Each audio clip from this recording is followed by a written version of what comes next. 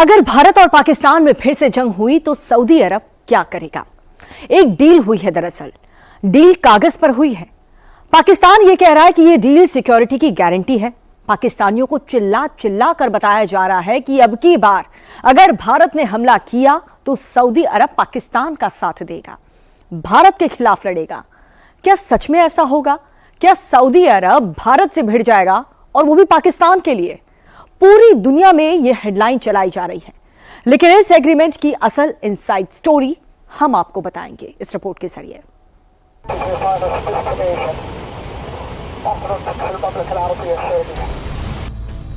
शहबाज शरीफ ने आसमान से ही सलाम ठोकना शुरू कर दिया था। जमीन पर आसिम मुनीर भी सलाम पर सलाम ठोके जा रहा था।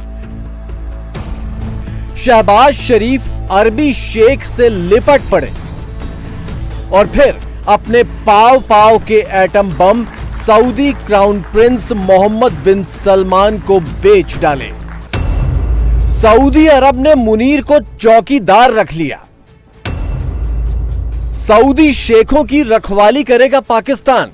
सऊदी अरब के साथ पाकिस्तान ने ऐसी कौन सी डील कर ली कि लाहौर और इस्लामाबाद में शहनाइयां बजने लगीं?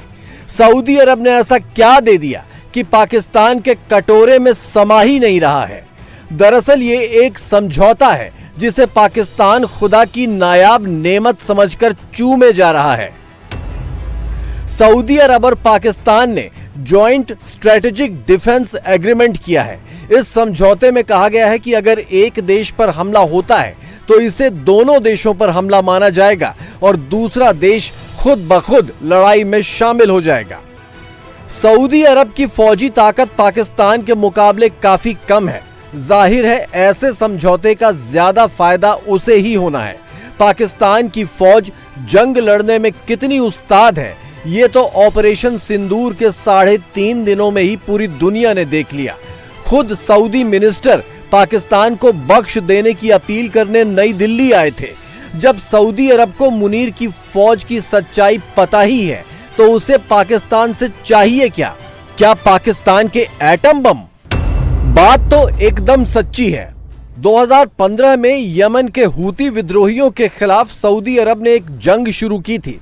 इस जंग में सऊदी अरब ने पाकिस्तान से मदद मांगी थी, लेकिन पाकिस्तान ने उस वक्त इनकार कर दिया था। पर अब पाकिस्तान सऊदी अरब का चौकीदार बनने को तैयार हो गया है, तो इसकी वजह क्या है?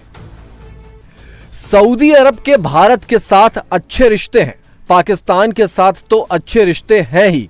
अब जनरल मुनीर सऊदी अरब का चौकीदार बनने के लिए तैयार हो गया है। लेकिन अगर भारत ने पाकिस्तान को फिर से पीटा, जो कि बहुत मुमकिन है, तो क्या सऊदी अरब उसे बचाने आएगा, भारत से लड़ने आएगा? पाकिस्तानियों के लिए सबसे बड़ा सवाल यही है। दरअसल सऊदी अरब कर्ज के बदले पाकिस्तान को तरह तरह से इस्तेमाल करता रहा है। इसी तरह का एक खेल पहले भी खेला गया था। शिया बहुल देशों के खिलाफ दिसंबर 2015 में सऊदी अरब ने एक इस्लामिक आर्मी बनाई थी। इसमें 30 से ज्यादा देश शामिल हुए थे और इस्लामिक आर्मी का जनरल बनाया गया पाकिस्तान के रिटायर्ड आर्मी चीफ राहिल शरीफ को। हालांकि इस आर्मी का कोई भविष्य नहीं बन पाया। हो सकता है कि यमन से अपनी दुश्मनी सेटल करने के लिए सऊदी अरब पाकिस्तानी एटम बमों की घुड़की देना चाहता हो।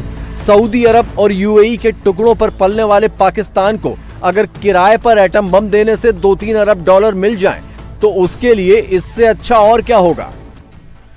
जो बात पाकिस्तान नजरअंदाज कर रहा है वो ये कि ईरान के साथ वो संबंध बढ़ाने के जुगाड़ में रहता है, लेकिन शिया मुल्क होने के चलते ईरान को सऊदी अरब हमेशा टेढ़ी निगाहों से देखता है। अब अगर सऊदी अरब और ईरान भिड़ गए तब पाकिस्तान क्या करेगा?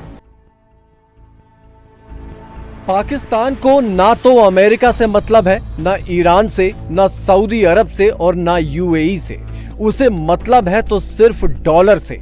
डॉलर जहां मिले शहबाज और उनके फील्ड मार्शल वहां दौड़े चले जाते हैं, या यूं कहें कि जहां डॉलर मिलने की उम्मीद हो शहबाज और मुनीर वहीं जाते हैं और डॉलर दिखाने वाले को आसमान से लेकर जमीन तक सलाम पर सलाम ठोके जाते हैं।